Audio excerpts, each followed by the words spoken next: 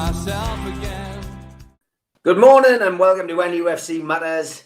Happy Halloween. And it was a bit of a nightmare performance yesterday, Holly. Yeah, that's enough scaring for me for this Halloween, to be honest. Newcastle United, of course, played the current European champions yesterday. And for 65 minutes, got to be honest, they managed to keep the Wolves from the door. But we were talking about it last night, Holly, after the match. A bizarre situation, which didn't really get covered on Match of the Day, was Newcastle had just announced their substitutions. Rob Byron, the stadium announcer, had called it out that Hayden was coming off. And for some reason, the substitutions didn't happen. Then Chelsea made a substitution. We seem to be confused, and at 6s and 7s, Hayden thought he was coming off, and we just looked disorganised. And all the organisation just basically stopped, and we found ourselves a goal down. And from there, it was an uphill struggle after that, wasn't it?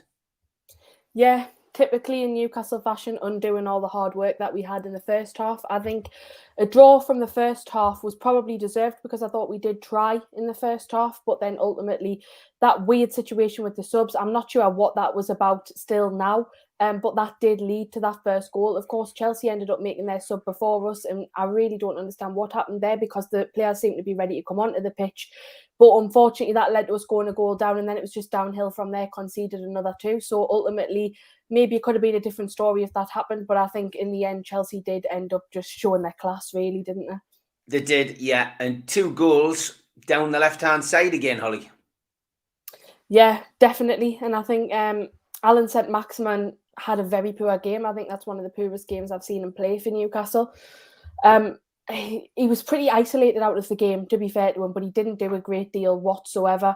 And also Matt Ritchie, and I did say that in the last show that I would make him captain, but he had a horrendous game in my opinion. I just thought he was completely out of sorts, off the pace, and you could really tell his legs were gone in that game. It's a bit harsh on him. I mean, you know my views on him. You know, you said last night, you were going to mention that on the show today. Here's a little stat from last week. This is before last week's game. Chances created. Bruno Fernandes, 34. Then we got Ritchie in at 3rd, 23. Mo Salah, 22. Jack Grealish, 21. Jack Grealish, fortunes paid by him. I mean, I know where you're coming from on the defensive duties. He's not a left back, and he is going to get caught out. But there is still value, looking at those stats, of having Matt Ritchie in the team. Maybe's, and this is where I'm maybe trying to compromise with Holly, really, is that he's just needs to be playing in the right position. Yeah, I do definitely agree. I think he's a lot better in the midfield, but I think that's the case for a few players. We've got a few players that are out of position. Almiron, he came on, was out of position again. And you just don't get the best out of him when he's playing in that position, unfortunately. And I think, again, he came on as a sub, probably too late. The substitutions were very much the same. And I think ultimately I was thinking, why have we sacked Steve Bruce and kept Graham Jones here? Because ultimately I think Graham Jones just looked as bad as Steve Bruce did. Did it surprise you that he hadn't changed the team? I mean, we got a 1-1 draw against Crystal Palace. We had 25% possession. He didn't change the team yesterday. Unchanged team. Was that a surprise to you? Yeah, I mean, I can understand in some ways why he kept it the same. Of course, a 1-1 draw away isn't a bad result, so maybe he felt like it'd be harsh to drop some of the players. But ultimately at home, I think we need to play a lot more attacking. I know we're a defensive side, but we should just go for it because we knew that Chelsea were a really good team and we had a high chance of getting beat, let's be honest. But we should have just went for the game rather than try and keep the score down, because I'd much rather lose 5-0, say, but actually try rather than just sit back and try and keep it down to 3 or whatever, which is still a very, very poor result.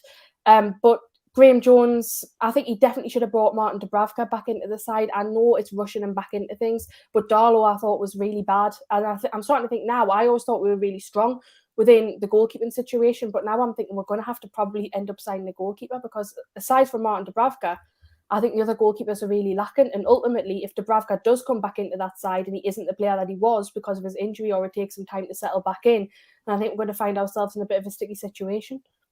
Yeah, I mean, sticky situation, 100%. This is, this is not looking good at all. And as each game goes by, you're asking yourself, where are the wins going to come from? Where, and you're looking at the fixture list, and November is now a crucial month. I mean, I watched Brighton yesterday. The highlights. 2-0 down at Anfield. They could have won 3-2. They went for it, doing what you just said we should have been doing yesterday. I watched Burnley. 3 goals, 3 great goals, to be fair, and they look dangerous. Watford look as if they're on the same spiral as us, and Norwich, of course. So the only other teams around us, not Watford and Norwich, are the ones that look beatable. The rest, we're going to have tough games. Brentford, yes, probably having a bit of a blip now, but again, coming to St James's Park, it's a must. We need 3 points against them. Where do you see this first win coming from? I think the first win will be Norwich at home, which is quite a way off. I think we might get odd points up until then. But even Norwich, I wouldn't be surprised if all we got was a draw, because I think there's something about this side, a problem with the mentality, whatever, players being played out of position. But I was really, really disappointed with that game yesterday, because for the first time in a long, long time, I walked out after that second goal because I just didn't see the point in sitting there anymore. I thought the players weren't trying. Right? I was really annoyed with this squad. And this is something that I've said constantly throughout 3 seasons now, probably. I think these players get off far too lightly. We always blamed Steve Bruce or Mike Ashley or whatever. Now they're gone from the club. The players are still not stepping up. So really, I think that answers my point of the players haven't been trying their hardest over the past few years. I don't think a lot of them care about the club. And I'd love to see most of them move on, because ultimately none of them are fighting for that black and white shirt. I think you could get in youth players which would probably try 10 times harder, and let's face it, they can't do any worse. We haven't won a game yet this season. I'm disgusted with most of the players, to be honest, because I think they've been appalling, and I just don't even think they're even attempting to try and improve. I mean, that is the bottom line, isn't it? I mean, you said at the top of the programme about Steve Bruce and Graham Jones, and more or less we're just seeing exactly the same as we saw under Steve Bruce. Jones isn't a manager; he's a coach, and I think we've seen the deficiencies in his capabilities as a manager. Yesterday, he was very slow with the substitution, and that essentially that pause, cost us that goal, and we ended up losing 3-0. It wasn't a 3-0 game, but we need to get this manager in quickly. We're entering another week in the managerial race, and we don't seem any nearer, do we, at this moment in time, unless it's very, very, if it's shrouded in secrecy, or it's a quiet appointment, and it's just going to go like that. I don't know. What's your views on the manager? Well, in my opinion, it seems as if they're waiting for something, and I don't know what they're waiting for, but it'd be very interesting to find out. You're thinking, could they be waiting for a manager that's not currently available, that they're hoping to become available? Who knows? Because there's already a few managers which realistically they could have brought in, some which has asked for the job, the likes of Eddie Howe, which they've chosen not to. So ultimately they probably are thinking that they can get someone better in. And listen, if it's the perfect appointment, then I can understand why they're going to wait. But you do start to worry, because the longer we wait and the longer Graham Jones is in that dugout, the more and more time's going on without us getting a win. And ultimately, we're going to end up staying in the bottom 3 and probably making the drop. And would I be surprised if we went down this season? No. And I think if we didn't have the new owners in place for January and it was still Ashley there, I think we could have went down with probably the lowest points total ever in history, because we literally are incapable of winning games. It's so embarrassing. Like, it's coming up to November now and we haven't won a game. But I really do think we're going to go down, because I think January we were thinking 4 or 5 players might do it, but I really don't think it's going to cut it. I honestly don't. And I'm not too worried about relegation. I think this is the beauty of it now under the new owners, is that if we go down, I have confidence that we'll go straight back up, whereas I wouldn't have before. So I'm not too bothered about relegation, but I just keep coming back to that point of the fact that it's just these players that I really think they don't care, and I'm so annoyed about that. But manager situation, it does seem as if they're waiting for someone. I would love to think they're waiting for Rafa, which everyone knows and I get hammered for, but I've explained my reasons for that. I don't know how likely that is. You know, of course, he hasn't walked out on a contract before. He's at Everton now, but never say never. And I would love to see him come back. And then I'll probably say it is worth the wait, but it is a dangerous situation. Yeah, it is. We'll see what happens with Everton today. I know it does split the fans. Some would love Rava back, others wouldn't. But we'll wait and see with interest as to who comes in. We'll come to some of your points on the YouTube channel now. Stephen Field says no amount of money will save us if we are adrift at the transfer window. Decent players won't come to a relegation threatened team. He's right, really, Holly, isn't he? Yeah, that's another point that we were talking about yesterday. I think in January, it's all well and good saying, oh, we'll sign 4 or 5 players. But if we're still in that bottom 3, you're not going to attract decent players to come to the club, because who wants to come to a relegation battle? Nobody in the right mind. No, I mean, it's going to be a hard sell. Daniel says, I knew it was Chelsea. I get all that. But like Mick Quinn said on Twitter, if you lose 3-0, do it playing football. We allowed Chelsea possession time and time again, and the team selection was not good. Yeah, I mean, it did surprise me, the team selection. I'm not really sure what certain players have done wrong. Shaw and Fernandez can't get in the team. We're playing Kraft at centre-half. Ryan Fraser, he certainly doesn't look like he's capable of seizing any opportunity that he's given. He's had two opportunities now and not really taken them. I'm not sure whether the formation suits him, but I don't know. It just seems as if we're putting square pegs in round holes as a team at the moment, and that needs to change, and it needs to change quickly. Daniel also says we've got 28 games left. Realistically, we have to win 10 of them. Can you see that really? Not at all, and that's the frightening thing. Like I said, Norwich is probably the first game which I think we've even got a chance at. Because they're horrendous, let's face it, like they got beat 7-0 or whatever the other day. But even then, I wouldn't be surprised by a draw in 10 games. I just don't think so, because can you see 10 teams worse than Newcastle? No. A lot of it depends on who comes in. If somebody can come in, stop us leaking goals, get us scoring goals, which is what it's all about, then it could change. It could change. And that December, once you pick your first win up, then things look a lot brighter and results start going your way. There's always one team drops like a stone, which is also the thing to remember. There's always one team that can shoot away from the bottom of the league. So, Leicester, that was the great escape under Nigel Pearson. They were rooted at the bottom, and I think he kept them up. And then, a couple of years later, they won the Premier League. So, anything can happen in football. I think we've got to remember that. We've just got to hope that, the managerial appointment does come, between now and the international break. And then the manager comes in, gets a chance to get his feet under the table, gets a chance to assess the squad, as and when they're available for training during international week. And, get them ready for the next game and all focus on getting 3 points against Brentford. That really is the key. Mark says if Dubravka was fit enough to be named on the bench, then he should have started.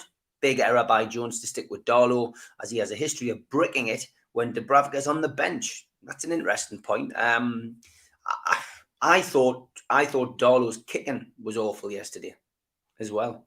Yeah, every ball went down the left-hand side into the corner, and sometimes he kicked it actually into the stands. I have no idea what that was about. Really, really poor kicking. And again, just a lack of confidence, making silly errors, coming off his line when he probably shouldn't have come off his line. And I think we can't get Dubravka in quick enough. And like he said, if he's on the bench, then clearly he's fit enough, because otherwise Woodman would have been on the bench. So I'd definitely be giving him a start. Even if we brought him on in the second half at the 45-minute mark, I think it could have been a different story. Yeah, I agree.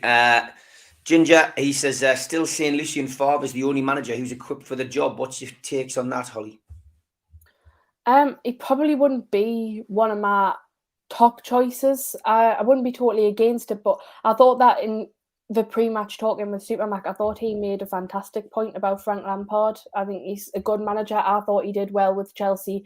And obviously he's not currently in a job, and I think he'd definitely come to Newcastle. So I think that he could definitely be someone that could build and take us forward. And I think instead of waiting around for managers who may or may not become available, because we can't wait forever, we should definitely probably give Frank Lampard a shout, or at least make contact with him and see if he'd be interested in the job. Yeah, and he's sitting at home doing nothing. Malcolm is certainly, certainly pushing Lampard as a potential, and I can see why. Mr. Midnight, Good morning. He says Favre is top of my list out of those who seem achievable. Think this Ten Hag talk is wide of the mark. Doubt he'll come here in this situation. Fonseca, Lampard, Gerrard, Howe. I've got doubts about them saving us. Yeah, I mean, all of these names we've seen, them linked with Newcastle, but I've got a feeling it's going to go on, a few more days and before we see who it is. But yeah, Favre seems to be a top of a lot of people's lists, so that's interesting. Stephen says that Graham Jones hopefully won't be in charge for Brighton. Tactics wrong, formation wrong, personnel wrong. Still playing Bruce ball, which is what Holly said at the top of the show. Tom Lynch, morning all. I think the summer has sunk us. I hope we're not, but I accept that we may well be relegated. So be it. We build from the Championship. Short-term mess, medium, long-term is bright. Yeah, Tom, I know you're certainly, in that mindset that we're going to go down. And as each week goes by without a win, I think, a lot more people will probably agree with you. But I'm still hopeful when the new person comes in to take charge of the club that we will find our way out of it. It's not over. At this moment in time. Favre is top of my list, who seems achievable. I've already had that one here. Keith says, new manager, then we need new players. I'm sure PIF will get there. I agree. Tom says again, Dubravka, Fernandez, Shaw, Lewis, in, Darlow, Lascelles, Clark, Kraft out. What do you make of that? I agree with Darlow, Clark and Kraft. However, I'm not Lascelles' biggest fan at all, but I thought in that Chelsea game, he actually had an okay game. I thought he was the best in that defence. It was only one game, of course, but I would probably keep him in for the next game because it would be unfair to drop him considering he was probably the best in that central defence. Dubravka certainly needs to come back in. Fernandez, yeah, I think he's probably the more solid centre-back. I think he always does a job. He's very, very reliable, so I'd definitely be bringing him in. And Shaw, yeah, of course, he's a Swiss international player, a very good player at that. You saw when he first broke into the side under Rafa Benitez, he also could score a goal or two. He was very, very talented. Unfortunately, he seems to have been bruised, but who's to say that he couldn't have a future at the football club? And I'd love to see him come back into that side. Give these players a go rather than keeping them out, because it's not like we're taking out a player that's doing well to bring one in that might not do well, because the defence hasn't been good enough. And Lewis, I'm very, very split on him because I just don't think he's what we need in this Newcastle side. I don't think he's a very defensive left back. I think he likes to bomb down the wing. He likes to try and get up the pitch and create chances and stuff like that, which is all well and good. But in this side, we concede a lot of goals. So we need someone that's very defensively solid. And I just don't think Lewis has a look in right now. Yeah, I'm just reading up on the Chronicles website there. I was trying to find if Graham Jones had actually commented about that substitution that we opened with today. And he just basically said that Graham Jones had already decided to make 2 changes with the game locked at 0-0, but the eagle-eyed Chelsea bench ensured they submitted their substitutions marginally quicker. That left Jones with a dilemma, which he spoke about after the game, and admitted he wanted to see where Ruben Loftus-Cheek and Ross Barkley were going to line up.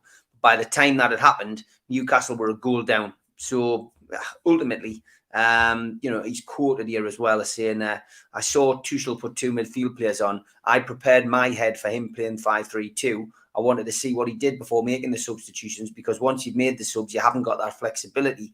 So it was as simple as that, really. And once I saw what shape he played, I thought, okay, let's keep it the same and get the boys on the pitch. But at that point, you have to hold out and the momentum is coming, but it's too late. You're 1-0 down. So, yeah, it's a bit of naivety, I think, you know what I mean? And that comes with not being a manager and being a coach, I would say, So, unfortunate, but, it's done now. Nothing we can do about that. Jan Leven says Ten Hag and Overmars on the way. As I was reading a Dutch paper, it looks that way. Interesting. As again, we'll just have to wait and see. Stephen says if we go down now, it looks like the neighbours won't be joining us. We'll take a crumb of comfort. Yes, Sunderland absolutely hammered yesterday by Rotherham of all teams. 5-1. Mark says need 7 or 8 new players signed up in January if PIF want to own a Premier League club come next season. Is that right? Do you think we need that many players to come in January? Probably, I would have said like 4 or 5 initially, but I think as time goes on, you realise how poor this squad is. But I don't think we're going to get that amount of players in at all, because I think that would cost an absolute fortune, unless you were signing like 2 million players. But then they're probably going to be no better than what we've already got. Yeah. Gordy simply says, are the Newcastle owners asleep? No, I think they're working very hard, mate. Appleback Workshop says Jones needs to go. Terrible lineup, more clueless than Bruce, which is part of the problem.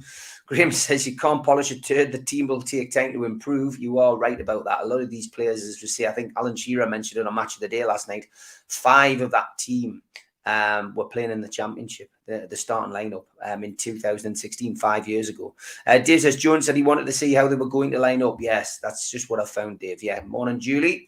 Barry Hogan says, Jones said he was waiting to see which clubs Chelsea will make, which subs Chelsea were making before hours. Yeah, that's right. That is, it is crazy. Graham Jones seems stuck on that mindset of never making a sub on a set piece, says Pepsi. John Askew says, morning all, I might be on my own here, but I don't think it was a horror show yesterday. Chelsea are far better than us, and we held them for over an hour. It's an interesting point of view, Holly. Yeah, it is, and I think in the first half we did play all right, but for me, it was just the frustration of the fact that I don't think it was because all of a sudden Chelsea just came out and absolutely were world beaters and we had no chance. I think it was just genuinely our heads dropped and we just couldn't. We just didn't want. We weren't up for the game anymore, and then we got into that mindset which we always get into of, oh well, as long as we don't concede too many, but we get beat, it'll be fine, which is an appalling attitude. Yeah, it is. Paul says, just a quick one. Great day yesterday with Al Walid. Shame about the result. Our defence is dreadful. Midfield dreadful. Really think we could go down. Ritchie should be in midfield. Yeah, you met Al Walid. Nice to see him doing his little dance outside the ground yesterday as well. But he's become a little celebrity, hasn't he? And he's thoroughly enjoying his time across on Tyneside. Yeah, he has. It was lovely to meet Al Walid. He's a great guy, and I'm glad he's enjoying Newcastle. Probably picked the wrong game to come over for. And I certainly wouldn't blame him if he went home to Saudi and picked another team, because I'd be certainly contemplating it if I was in his shoes. But yeah, he's fab, Al Walid, and glad he's enjoying Newcastle. Yeah, he is. Graham Nichols says, anybody else think that we are relegated if we're not on at least 15 points by the end of the year? We are down. I think we'll struggle to be on 10. 15 points by the end of the year? By January, mm-hmm. or by the end of the year. Nah, I can't see us getting 15 points by the end of the year, to be honest. It's a tough fixture list. We know that in December, but let's go through the fixtures here. We've got Brighton away. Right. Anything from that? A point. 1 point. Okay. Brentford at home. No. That's our first win for me. Nah, I don't think we'll get anything. Okay. Arsenal away. Nothing. Norwich at home. You think we'll win that? I'll go 3 points, yeah. Okay. Well, there's 7 points already between us. Burnley at home. Nothing. Leicester away. Nothing. Liverpool away. Nothing. Man City at home. Nothing. Man United at home. Nothing. Everton away. Nothing. Wow. Holly, I think we'll beat Brentford. I think we'll beat Norwich. And I think we'll probably drop a clanger against Burnley. I think we'll draw against Burnley. I don't think we'll get anything at Brighton or Arsenal. Leicester, nah. Liverpool, no. Man City, no. I think there'll be a freak result in there with Man United. I think there'll be something out of Man United. By that time, we'll have a new manager. And I think we'll beat Everton away. How many points are you predicting? 11? Yeah. On top of what we've already got. So I think we'll be all right. And then we're into the turn of the year. I think we'll be fine. It's going to be tight. It's going to be tight. And the other results are the ones that, have to go our way as well, of course. But yeah, interesting. It's all about opinions. Got to have a little bit of faith. Dave says Jones needs to go and the rest of the coaches. Jan says, never mind the game yesterday. We were always going to lose it. And you mentioned about Ten Hag and Overmars. You think they're on the way. Vieira's been in charge with 10 games, says Anthony, and totally changed the way Palace play. We need a new voice, new tactics to get the best out of our squad now. Yeah, great result for Palace yesterday. Doug says there's a reason Graham Jones isn't a manager. We were very poor. Shearer did nail it on Match of the Day, Roger. A goal difference could be vital, so no good going for it and losing 6 or 7-0, says Carl. That's pretty true, Carl. And I mean, that's what happened in Norwich, isn't it, the other week? Yeah, it is, and that's a good point. But ultimately, I think we're going to get 0 points regardless of how many goals we get beat by, and we're probably going to find ourselves in a massively worrying situation as the new year comes closer. We're in the bottom 3, so I think what is there to lose? Regardless, if you went down with a better goal difference, then you're still going down, and I just don't think the goal difference is going to be enough to cut it. Yeah, keeping Steve Agnew and Steve Clements at the club means Bruce Ball's still very much prominent in our play, says Mark. Very true. I mean, normally when the manager goes, everybody goes. But yeah, it's a good point. Dubravka return should be hopefully a massive turning point. It does make a big difference, doesn't he?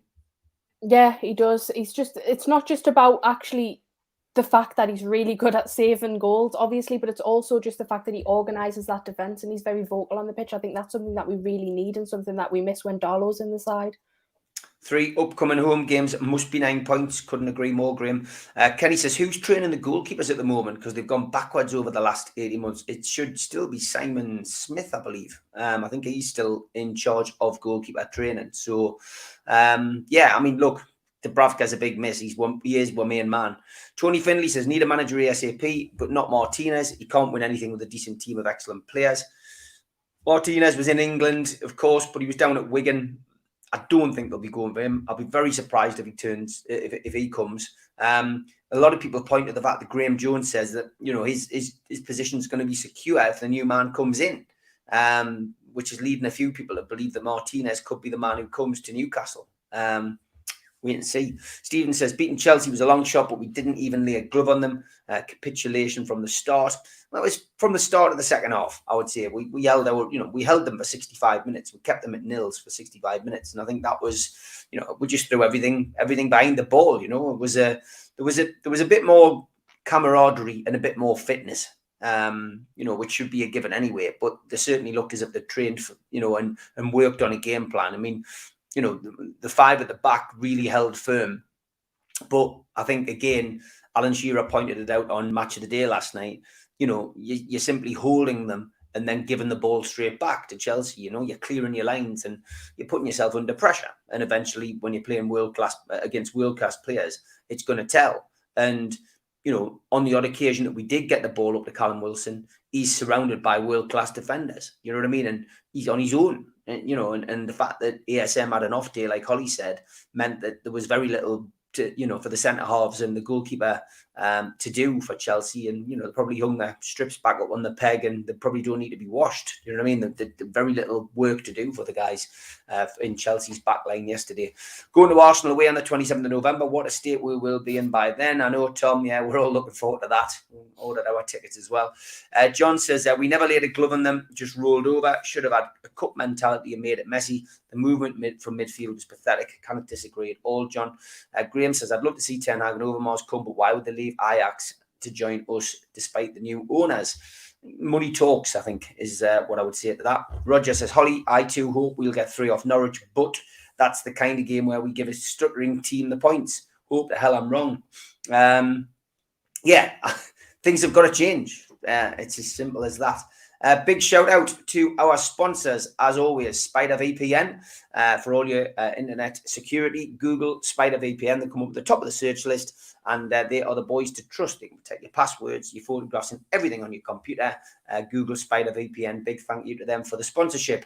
Also to skipsandbins.com. Telephone 0800 25 45 25 3. Email inquiries at skipsandbins.com. Website www.skipsandbins.com. Easy contract free and pay as you go waste collection.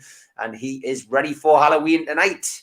I hope he gets lots of sweets and doesn't egg anybody's windows. L&G, a family funeral directors, 0191 389 7245. Thank you to you for your sponsorship again. And qtechshop.co.uk, the makers of pool tables and snooker tables in Walls End, Newcastle. And the man who runs our website, NUFCmatters.com. Get yourself on there for all the latest T-shirts and cups and whatever else John has loaded on this week.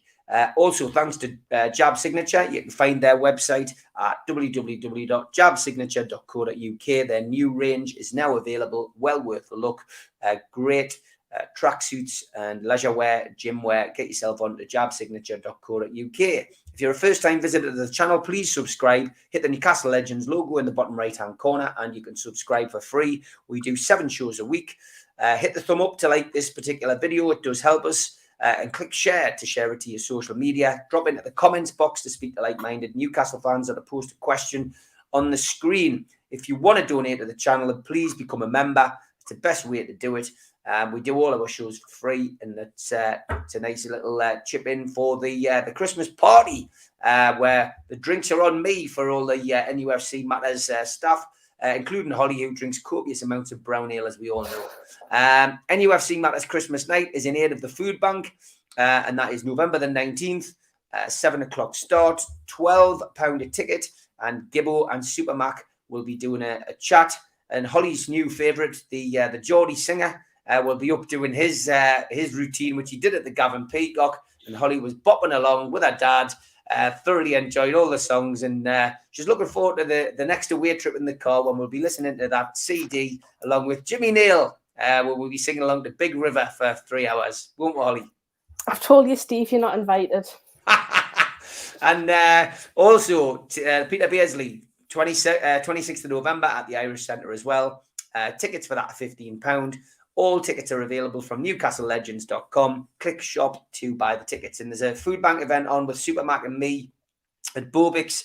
That's the 9th of December. And bobix.com for your tickets for there.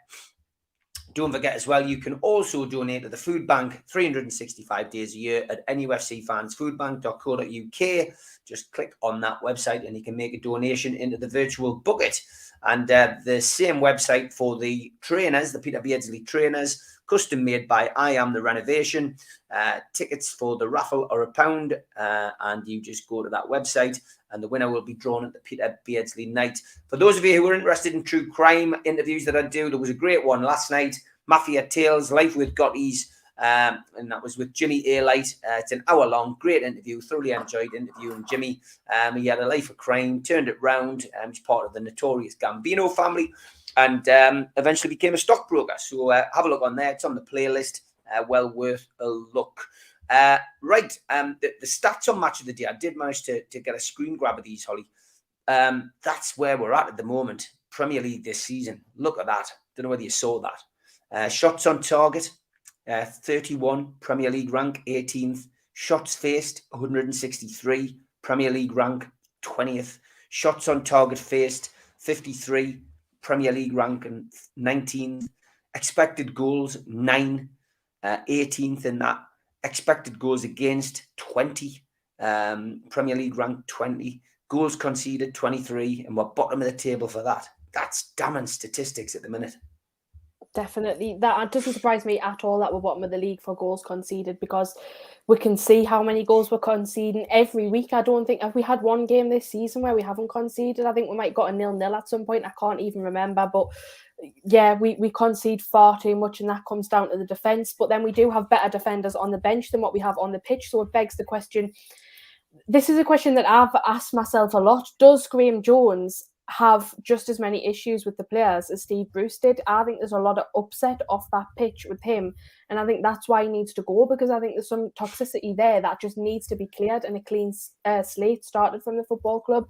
I know that he's had disagreements with, I think it was Matt Ritchie at some point earlier on in this season, but I think there is still some of those issues there. But the stats certainly don't make good reading, and it is relegation form. It needs to improve rapidly.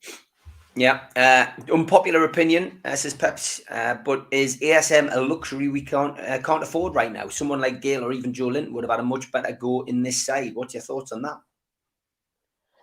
I think that ASM should always start a game, because I think that he adds something to that side that no one else can. I think he helps us get on the attack a lot more, get up the pitch. His pace is something which no one else can come close to, which we value a lot. I think, again, he's someone that's playing out of position. He's playing on the wing. He's a lot better playing behind the striker. When he has played behind the striker, he's got a lot more assists. I think he's scored a lot more goals. So I think that is the best position for him. I can understand where he's coming from. And in that game, I certainly would have took him off. But Dwight Gale, obviously you're going to have Callum Wilson on that pitch because he's our best striker. but I wouldn't put the likes of Dwight Gale on with Callum Wilson. I know that some people have said maybe as a front two, but two out-and-out strikers together, I don't really think makes sense. I don't think that'll work. So I think ESM's always got to play. Yes, he is a luxury, but I think he's someone that we could probably help build this team around within years to come. Definitely in the long term. In the short term, he is, that one shining gem in a very, very bang average side or poor side, it's fair to say. Yeah, I would agree. And Barry says, what did you think of Jones's comments on saying, I'm looking forward to working with the new boss? We should have a coaching team complete clear out. That's a point really, which Rob Lee made, wasn't it, on Thursday night, the talking that, new manager comes in, you clear everybody out. But Jones seems to think he's hanging around. It's very interesting from Graham Jones. It begs the question, does he know who they're planning on getting in? Because ultimately, you'd think it would be the manager's decision rather than the decision of the board or whoever. And what's to say the new manager wants Graham Jones to be part of that team, especially if it's a manager that's had the same kind of coaching staff for years and he wants to bring all them in, then where does Graham Jones really come into that? So yeah, that is really interesting, but I would definitely want to let all of the staff go. I would just want a clean slate, fresh start. Lascelles, Clark, Kraft, given Boomsong and Bramble competition for our worst in a very long time. You missed Pistoni out. Bob Lee was talking about him, wasn't he, the other night as well. Gary Finnegan says, when do we start questioning the owners? Please don't tell me they are waiting for Rafa. It's too early for that, Gary. Come on. They've just bought the club.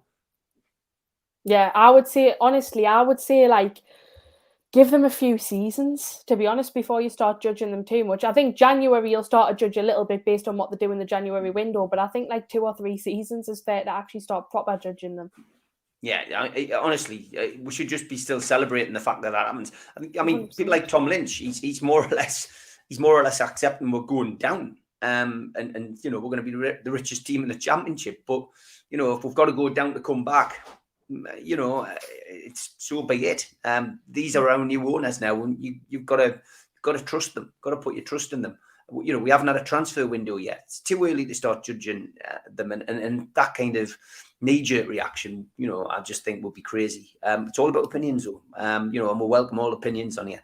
Tom says Jones didn't set us up as strongly as he could have. He wasn't good enough. The players weren't good enough. But you can't just flip a switch. De-Brucification. What a word, Tom. It takes time. We do need a new manager in. Teams from the lower league in cup competition will give Chelsea a harder game. We are clueless and inept in how to compete in a match. Can't disagree, I'm afraid. Dave says, good morning, Holly and Steve and chatters. Sadly, the weather reflects the mood today. Yeah, you're right. A new manager is the one thing that can be a catalyst. Yeah, you do get a bounce. It's got to be the right person, though. And as I said, if it takes another 6 weeks for me, so be it. If they're going to get the right person in, that's how long it takes, then that's how long it takes. But I do feel as well, and this has been reflected with the ex-players who I've met over the last few days, is that, they all felt that the takeover wasn't going to go through. I think the owners have been, surprised at how quickly it went through. It's only a month ago, we were all expecting to go through 2 legal cases to try and get the takeover done. And there just seems to be this little bit of, uncertainty, and maybe that is because there was no sign of the takeover going through, and everyone's just been caught a little bit unawares, and that can happen. But we'll wait and see. Barry says we need to give the owners time. No knee-jerk decision is better for the club. I've got faith. Yeah.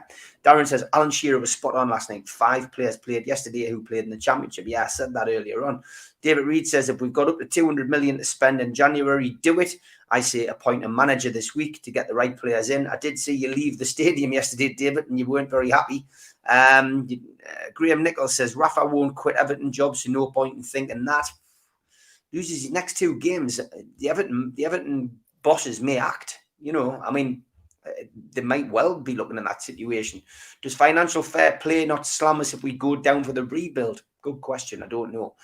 Brian says, is it because players they're not going, they don't give a crap? Well, Brian, I know what you're saying.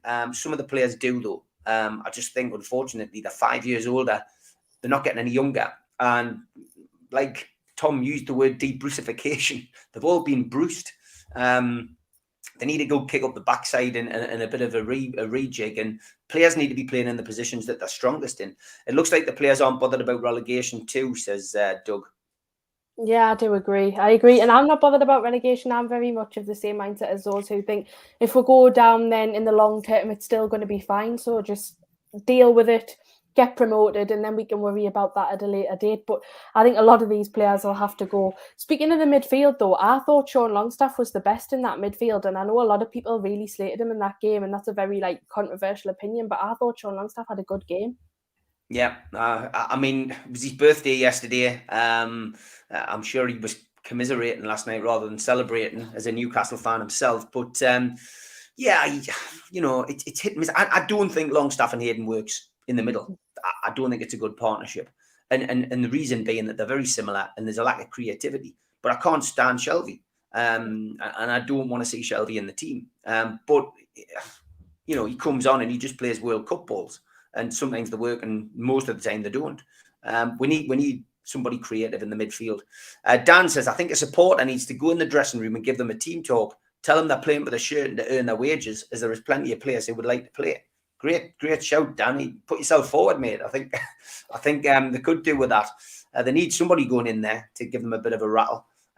All good. Oh, it's just a personal message, Julie, that I'm reading out there. Mike Key Y says, could be waiting for Rafa or Nuno as Spurs fans are calling for him to go. Agree with Holly. It does seem like the owners are holding out for something. I'd take Nuno as well as Rafa. Would you guys? Nuno, it's a new one to the list. What would you take him? Yeah, I would take Nuno. I think he's an excellent manager. I think he did a fantastic job at Wolves. I think it'll be difficult for him in the kind of relegation battle, but not to mention that Wolves haven't always been the greatest side. They've struggled a lot as well. So I think Nuno could be a good shout. It's interesting. I mean, he's under pressure there. I think the biggest hangover that Spurs have got this season is that Harry Kane didn't leave. And ultimately, that's been the big problem. If Harry Kane had gone and they'd been able to bring somebody else in, but I think that's just created a whole problem in the dressing room down there, and he's struggling. He's really struggling. Carl said, I can't see these lads getting the points to stay in touch. By the 17th of January, nailed on to go down. Ritchie says the players need to get some belief back in themselves, seem to be just going through the motions, can't see things improving anytime soon. Until we get a manager, we're going to keep falling. The players don't respect Jones, says Ginger. And Jan says, never mind the game yesterday. We were always going to lose it. Oh, Jan, you must have posted that about 5 times, and I think I've read it 5 times. But you got your point across anyway. Life Goal says, I really dislike Jones's post-match interviews, either delusional or lying. Neither a good look. We were competitive for 65 minutes, competitive for the first minute, spineless thereafter. Harsh words from Life Goals. Alan says, well said, Holly, the new owners need 3 to 4 years before we can judge, as we will know then what the ambitions of the club are. Chris says, is it really Steve Bruce, or is it just the toll that Ashley has taken on the club and the lack of investment? That's a good point, Chris. And I think that was a point Alan Shearer made on Match of the Day last night, Holly. That was definitely how I felt when I left the stadium. I felt like the after effect of Mike Ashley's regime was very much there for all to see. There is still a bit of a hangover from that 14 years, and I don't think that's something that's going to be corrected straight away. I think that's going to take time to stamp out. There's still a negativity, a bit of a grey cloud hanging over the club, and I think that'll continue to be the case for a while, because he did bleed the club dry, and this year, ultimately, he completely gave up on the club. He didn't invest, and I think just overall, and especially, and I know it sounds really silly and trivial, but the fact that the Sports Direct signs are still up in St James's Park, I think reminds you of that kind of era of the 14 years under Mike Ashley. And I know we've got to wait till the end of the season for those to go, but I do genuinely think, just as a mental thing, that'll make an impact, because things like seeing that, it just constantly reminds you of what was, and we want to move on from that as soon as we can, because it's just no good being stuck in that kind of negative regime. Yeah, I mean, that's interesting that you say that. I mean, a lot of people are asking when are the signs coming down, but nobody knows. There's obviously a deal being done, and you can't blame, you can't blame Mike Ashley for doing that. And it was always probably going to be part of it. And I think, when they come down, they'll probably get a lot of volunteers to do it, and hopefully Skips and Bins get the job to take them away. I can't stand Lascelles, says Phil. He's getting a bit of stick, the lad. I saw that on Twitter last night. He was blamed for a lot last night. Holly could give the team talk, says Chris.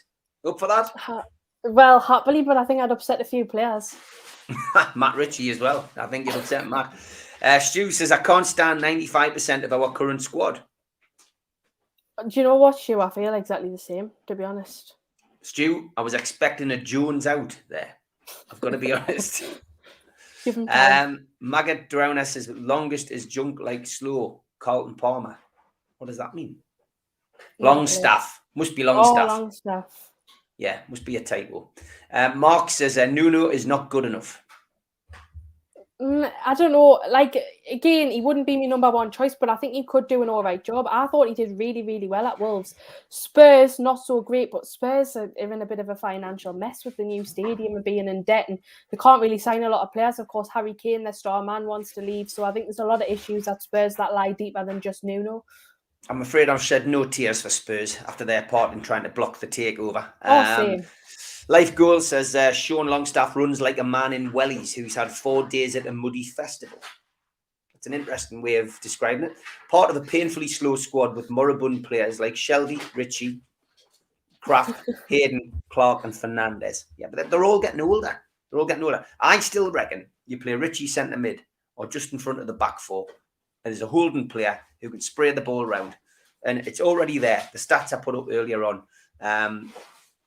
There you go. 23 chances created. That was prior to yesterday's game. You know, ultimately, he's got something in the tank and he can still do a job. He just can't play as a defender. And that's, you know, not down to him. That's where he's asked to play. Nuno, absolutely no. Boring football. That's how he sets up, says Geordie. Phil says it would be difficult for Pep to come in and change our fortunes with these players. I agree. Farber for me with Overmars as director of football, says Anthony. Chris says, why would you want Harry Kane at Newcastle? He doesn't get what he wants and Downs tools. Why would you want anyone like that wearing our shirt? I don't know who said Harry Kane to Newcastle. I certainly didn't. I was talking about Harry Kane at Spurs, leaving Spurs.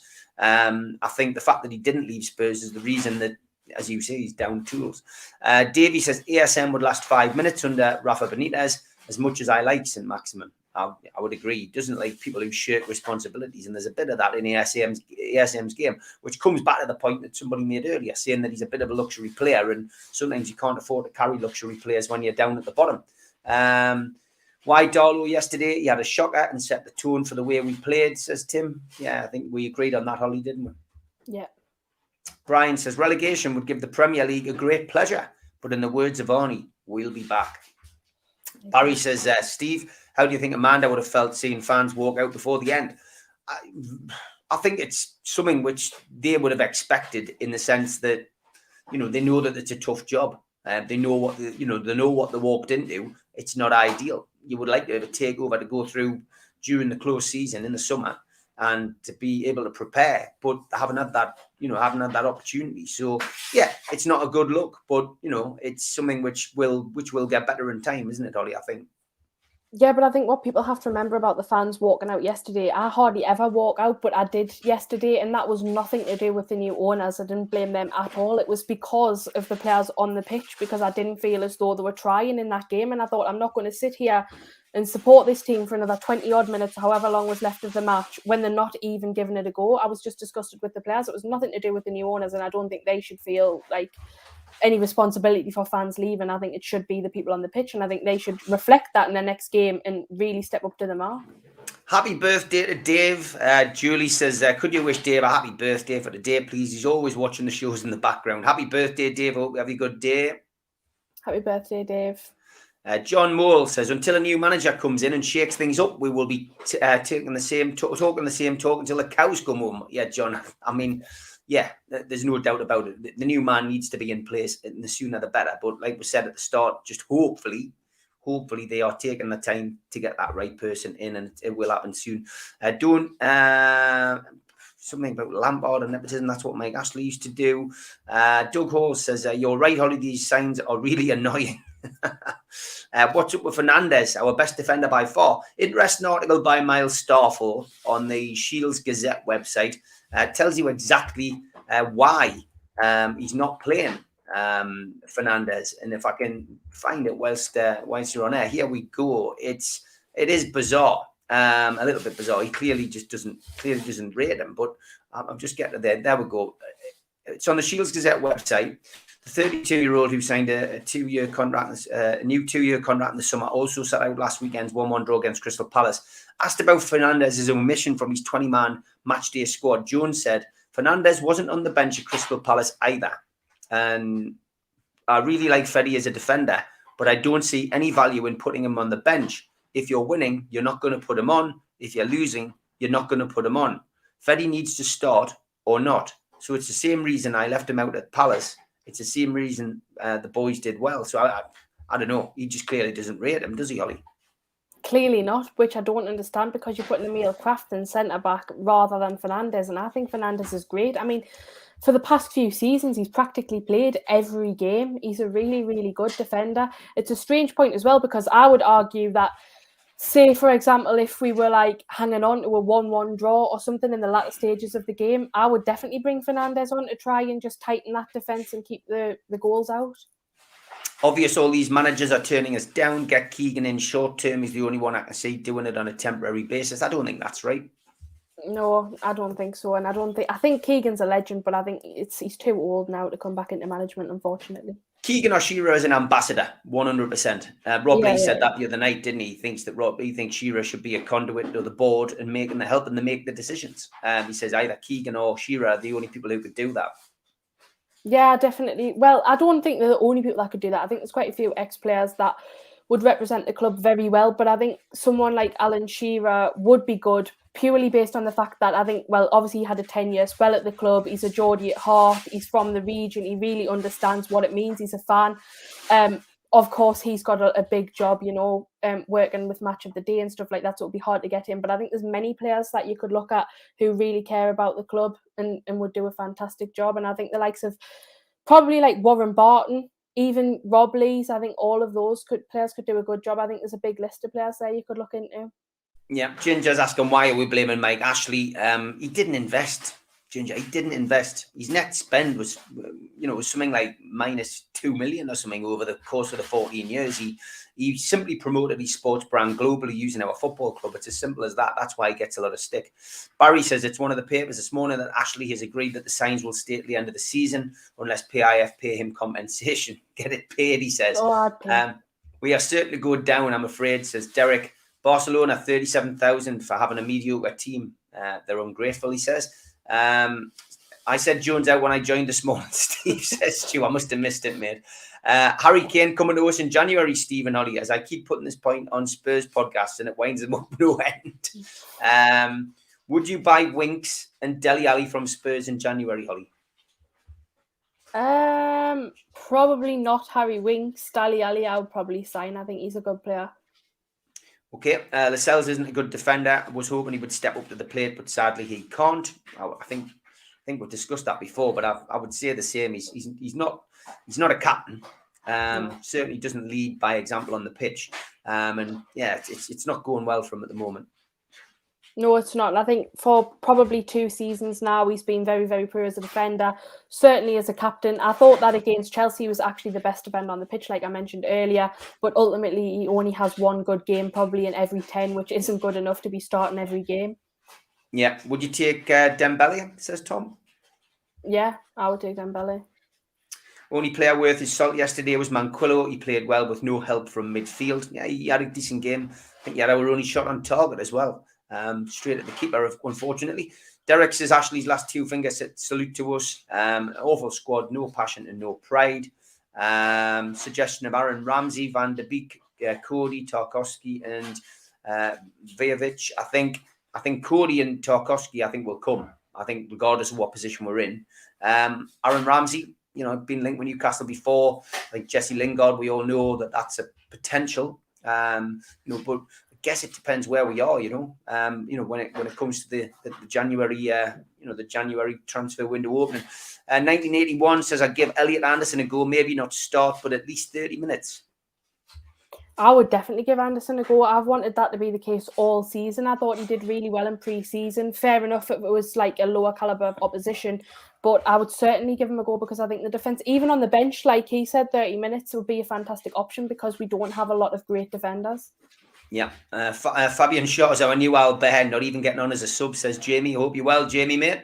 My take on signings, 5 transfers and 2 loans. Says Derek, yeah, I think the loan market will be looked at. My opinion is that they are waiting for visa approval. It takes 3 weeks as a minimum, says Jan, about the link with the Dutch combo. Jewett says, I just want a manager to go in and look at all the players and have the bottle to drop these guys out of the team, even if it's using the under 23s till January. Anything's better than what we got right now. It's exactly what Holly said earlier about giving the youngsters. Tim says, Steve, battered chip, mushy peas and curry sauce butty right up your street. Now, it's interesting because I met a guy yesterday and Holly was there with her dad, so she can be witness to this. It was an Irish guy who said he's going to try having a mince pie with chips, salt and vinegar, gravy, curry sauce, tomato ketchup, and some bread and butter. Next time he goes to Coleman's. So I'm looking forward to. I might even take the guy if he comes over. We could go on a bit of a date. What do you think, Ollie? No, I don't think it's a good idea at all. I think you're just picking on tourists now, trying to convince them. Picking on tourists? Yeah, that's what you're doing. You're picking on tourists, convincing people from outside the area that you know what the crack is. This is a good thing to eat. It's not, man. You honestly, I've told you before, you don't have taste buds. You're just broken sometimes, man. I was standing in the bar and he brought it up, literally. Geordie Tuned for Life says, Steve, is Ritchie living at your house? As you never call him. Just joking, mate. I know he's out of position yet again. I know, mate. I cannot help it. I do like Ritchie. I do like him. Unfortunately, we're in a bit of a mess, aren't we? And him playing out of position isn't helping. That left hand side is being targeted week in, week out, and it's leaking goals, and it's not good. Davey says, Steve, with respect, we cannot wait 6 weeks for a manager. 6 days is too much. They've got candidates. Get one of them in. Davey, take your point entirely. Life Goals says, Holly, which 3 realistic signings would you see as game changers in January, and how many points do you think are needed now for them to have hope? I mean, we discussed this at the start of the programme, and we've given you a little bit of a rundown of how many points we think we'll get. I'm a little bit more confident than Holly, I think. But which three signings are realistic, Holly? Cody, I think, in defence is a realistic signing. Midfield, I haven't even looked into midfielders. I don't know if we really need a creative midfielder. I don't know if there's any players that are not getting a game or whatever. Actually, I think that Dali Ali probably could be someone that we could bring in to the team, because I don't think that he's really playing his best football at Spurs. I don't think he's getting the chance that he could probably get elsewhere. And this is going to be like it sounds like kind of like a Mike Ashley signing, and I'm probably like, people's probably not going to be happy that I'm going to say this, but it's someone that I've said for years. And his name's just left my head, just as I've said. I've remembered. It's the thought of that lovely meal, isn't it? That's probably putting you off. Oh, I know. I'm just thinking I've got to go to the chip shop tonight. I can't get it out of my head. Anyway. No wins in 10. Can we really win 10 out of 28, says Denzel. Not a chance, he says. Life Goals says, Holly, may I recommend a beetroot rice cake and a whole earth peanut butter with some sliced banana on top? It's a delightful snack.